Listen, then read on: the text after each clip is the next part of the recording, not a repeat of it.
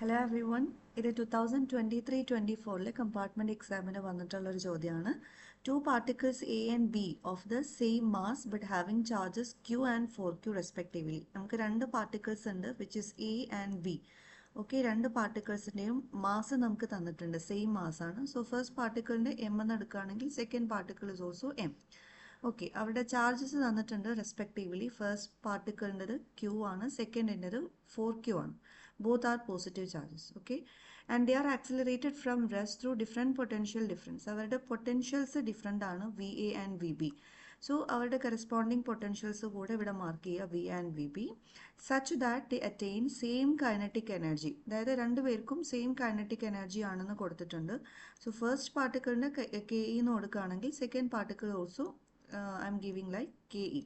Okay, the value of VA and VB, അതായത് രണ്ടുപേരുടെയും potentials തമ്മിലുള്ള റേഷ്യോ ആണ് അവരെടുക്കാൻ പറഞ്ഞിരിക്കുന്നത്, VA and VB ratio.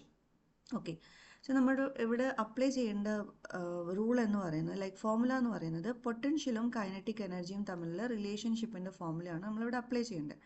Okay, so we know that പൊട്ടൻഷ്യലിൻ്റെ ബേസിക് ഇക്വേഷൻ എന്താണ്? Potential is equal to work divided by charge എന്നാണ്, അല്ലേ? So ഇത് തന്നെ നമുക്ക് ഓൾട്ടർ ചെയ്തിട്ട് എങ്ങനെ എഴുതാം? Potential is equal to work is also known as energy. വർക്കിനെ നമ്മൾ എപ്പോഴും എനർജിയുമായിട്ട് കമ്പയർ ചെയ്യും.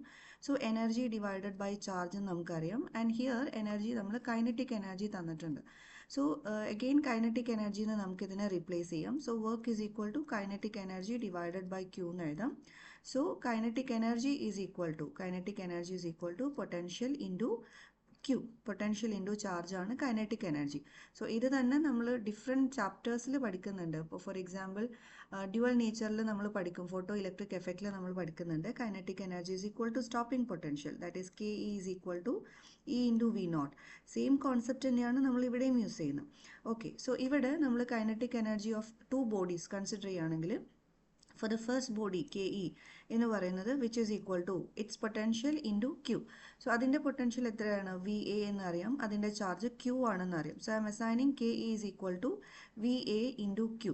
ഓക്കെ, ആൻഡ് സെക്കൻഡ് ബോഡിയുടെ പൊട്ടൻഷ്യൽ എന്ന് പറയുന്നത് സെക്കൻഡ് ബോഡിയുടെ കൈനറ്റിക് എനർജി എന്ന് പറയുന്നത് it's potential and it's charge. Okay, രണ്ടുപേരുടെയും പൊട്ടൻഷ്യൽ, അതായത് പൊട്ടൻഷ്യലും അതിൻ്റെ ചാർജും അസൈൻ ചെയ്യുമ്പോൾ ഇവിടെ നമുക്ക് കിട്ടുക VB ഇൻറ്റു 4Q എന്നാണ്.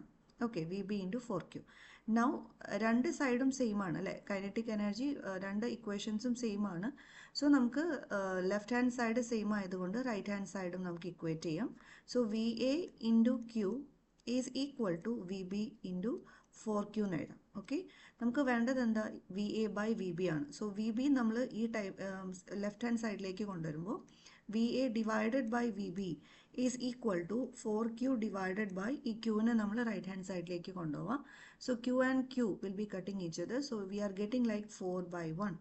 Okay, 4/1 which is equal to 4. So നമ്മളുടെ ഓപ്ഷൻ വരുന്നത്, കറക്റ്റ് ഓപ്ഷൻ D.